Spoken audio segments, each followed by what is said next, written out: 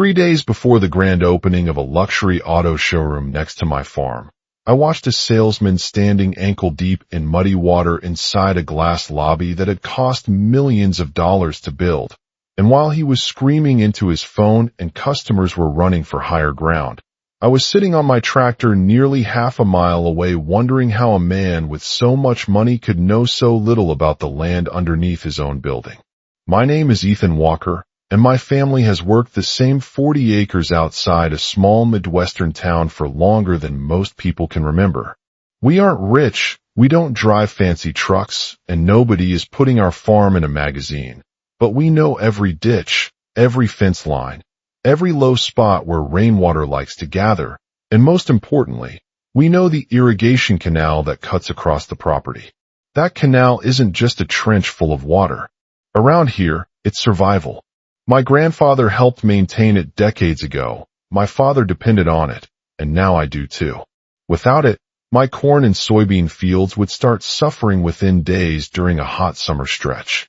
So imagine my surprise when I pulled up one Tuesday morning and saw something that nearly made me drive straight through my own fence. The canal was gone. Well, technically it was still there, but a giant dirt berm had been pushed directly across it.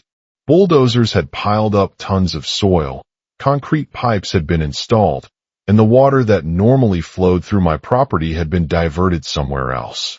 At first I honestly thought there had been some kind of emergency project by the county. Then I followed the redirected flow and discovered exactly where my water was going. Right next door stood a brand new luxury auto showroom owned by a developer named Gavin Sterling. The place looked like something dropped in from another planet. Huge glass walls, polished stone walkways, imported landscaping, decorative fountains, and enough chrome to blind a person on a sunny day. And there, feeding a decorative pond beside the showroom entrance, was the water that used to irrigate my fields. I got out of my truck so fast I nearly left the door open. Construction crews were still working nearby, and I marched straight toward the foreman. "What exactly is this?" I asked. The man barely looked up. He reached into a folder, handed me a document, and said, "The new owner secured access rights to adjacent drainage infrastructure.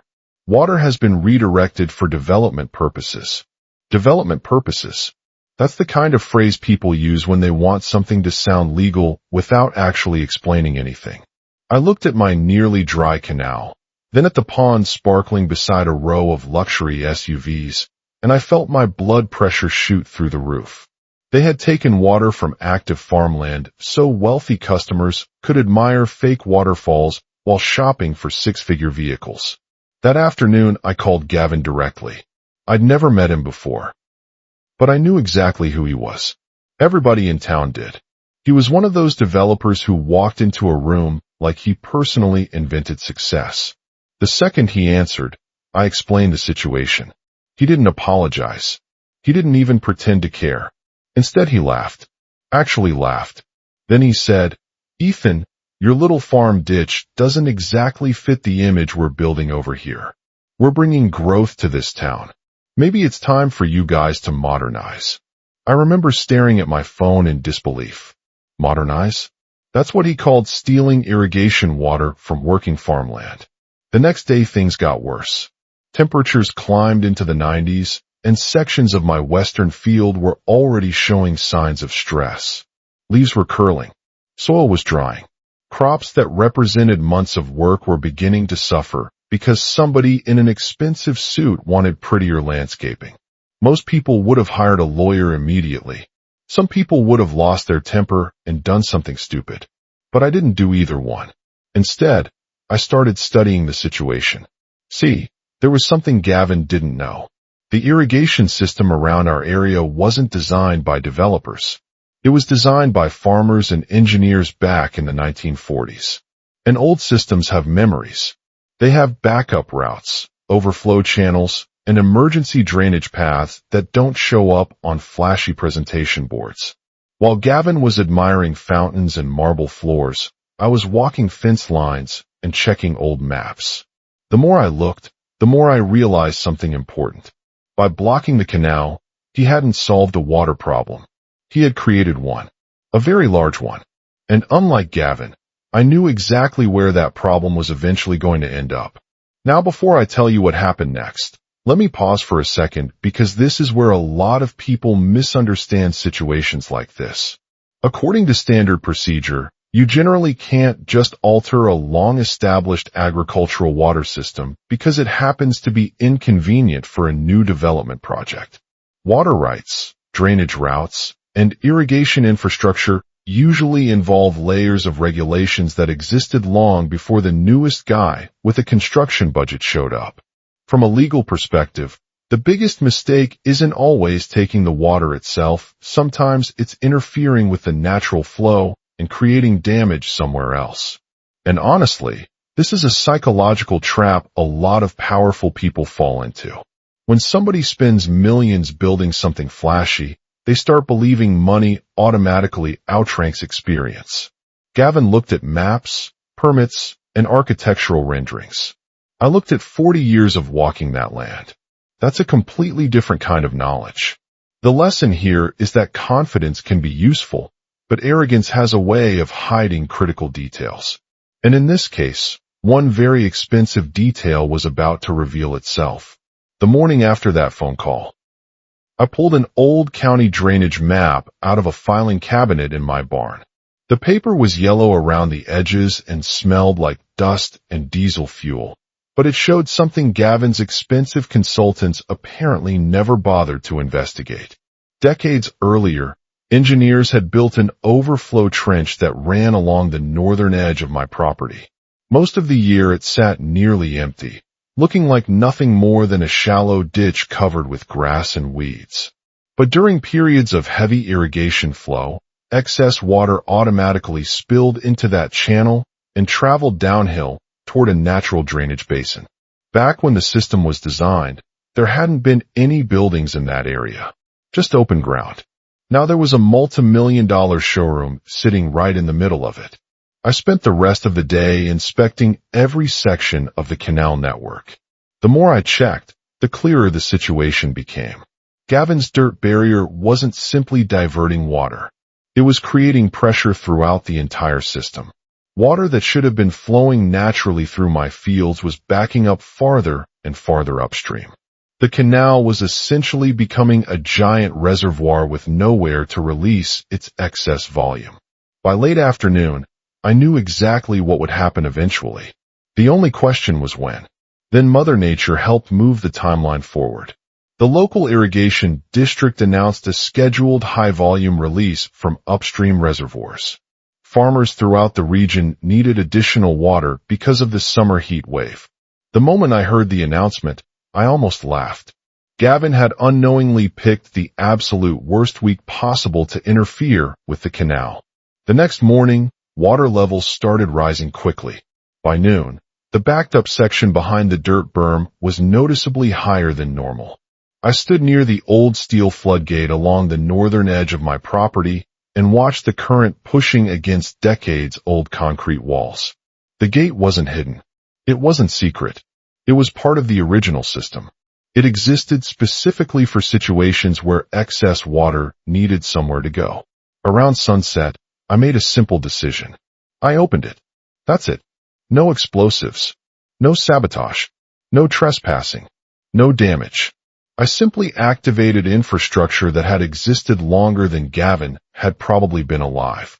For a few minutes, nothing happened. The water hesitated as if considering its options. Then the pressure finally won. A surge of water rushed through the overflow trench with enough force to flatten weeds and small brush along its path. Within 20 minutes, a steady stream was moving downhill. Within 45 minutes, it looked like a river. I drove my tractor to a ridge overlooking both properties and waited. The first signs appeared in the showroom parking lot. Water began pooling near decorative flower beds. Employees came outside and looked confused. Then the flow increased. The shallow pools merged together and spread across the asphalt. Landscaping mulch floated away. Decorative rocks shifted. Expensive shrubs disappeared beneath muddy water. By that point, several customers were already moving their vehicles. An hour later, Panic started setting in. The parking lot resembled a swamp. Water rolled across the pavement in wide sheets and surrounded rows of luxury vehicles. Employees ran back and forth carrying sandbags while managers shouted instructions nobody could hear over the chaos. But the real problem wasn't outside. The real problem was the building itself. Gavin's architects had designed the showroom with a sunken glass lobby because it looked sleek and modern. Visitors entered by walking slightly downward from the surrounding landscape. It was visually impressive. It was also a terrible idea for a structure located directly below a historical drainage route.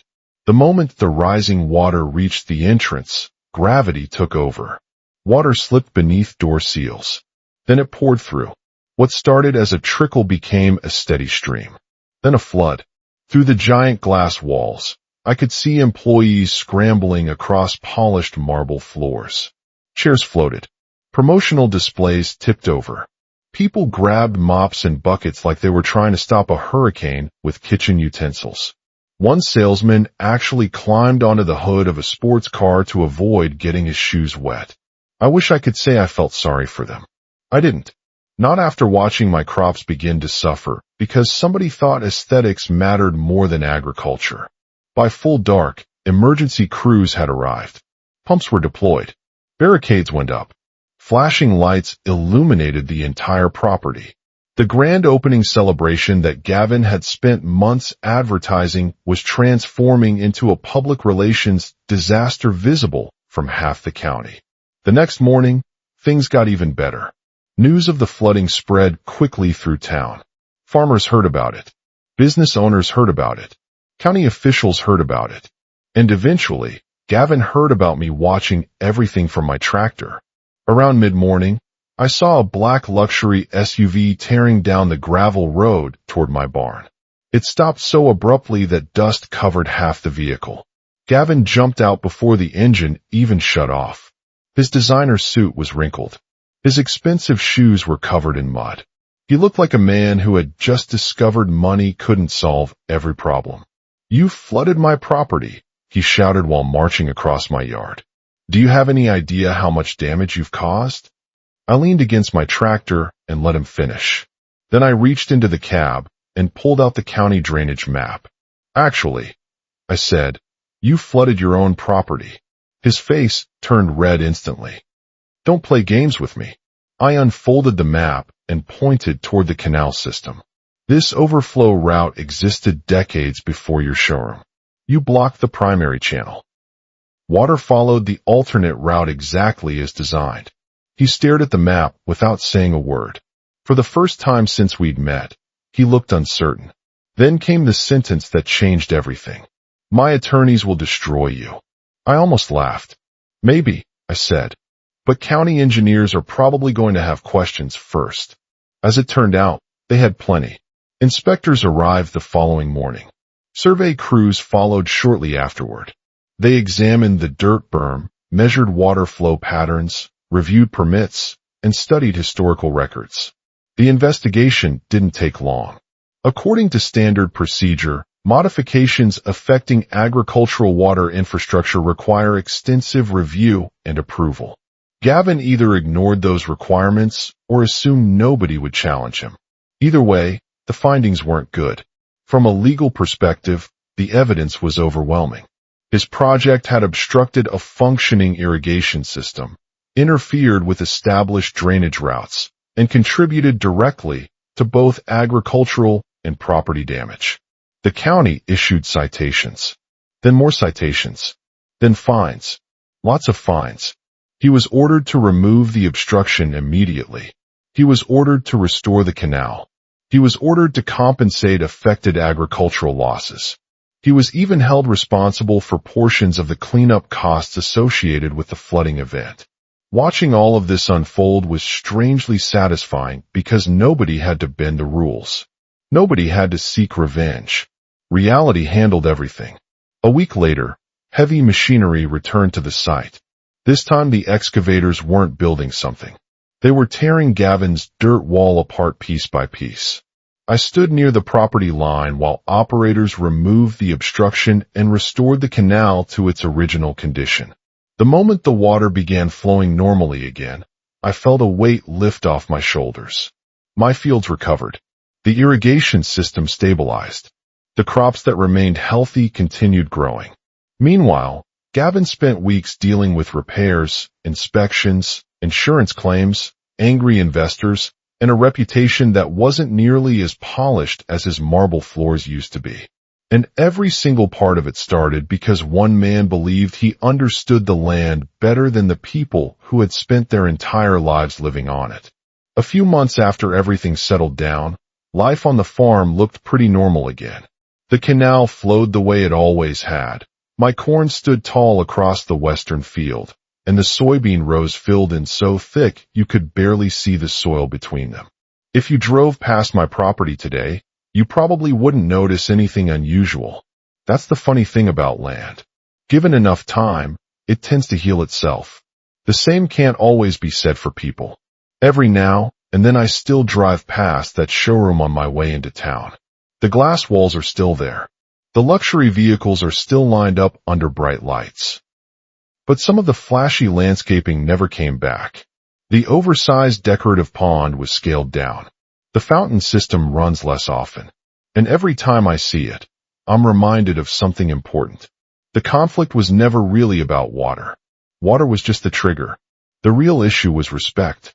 Gavin looked at the farm and saw an obstacle. He saw old infrastructure, old traditions, and people he assumed were standing in the way of progress. What he failed to understand was that progress and respect aren't enemies. New development can coexist with existing communities. Growth can happen without bulldozing the people who were there first. The problem begins when somebody believes their money automatically gives them authority over everyone else. This is a psychological trap that shows up everywhere, not just in land disputes. People start confusing resources with wisdom. They assume success in one area makes them experts in every area. And sometimes life has a very direct way of correcting that assumption. According to standard procedure, systems exist for a reason. Whether we're talking about irrigation networks, property boundaries, environmental protections, or community agreements, those rules were usually created because somebody learned a difficult lesson long ago. When people ignore those systems because they think they're smarter than everyone else, the consequences often arrive in ways they never expect. From a legal perspective, one of the biggest mistakes property owners make is assuming ownership means unlimited control. It doesn't. Rights come with responsibilities. Land comes with history. Infrastructure comes with obligations. And if you interfere with something that affects neighboring properties, the law tends to take a very serious interest in your decisions. What fascinates me most is how avoidable this entire situation was. Gavin could have walked across the property line on day one and introduced himself. He could have asked questions.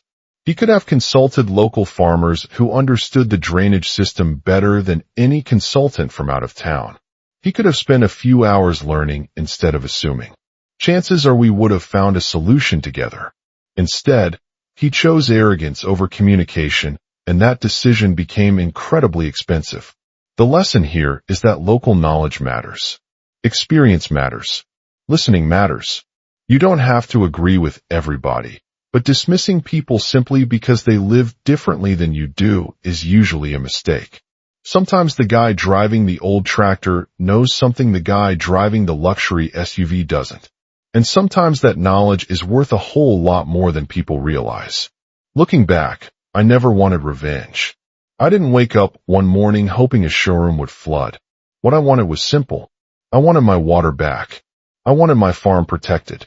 I wanted the same respect my family had shown that land for generations.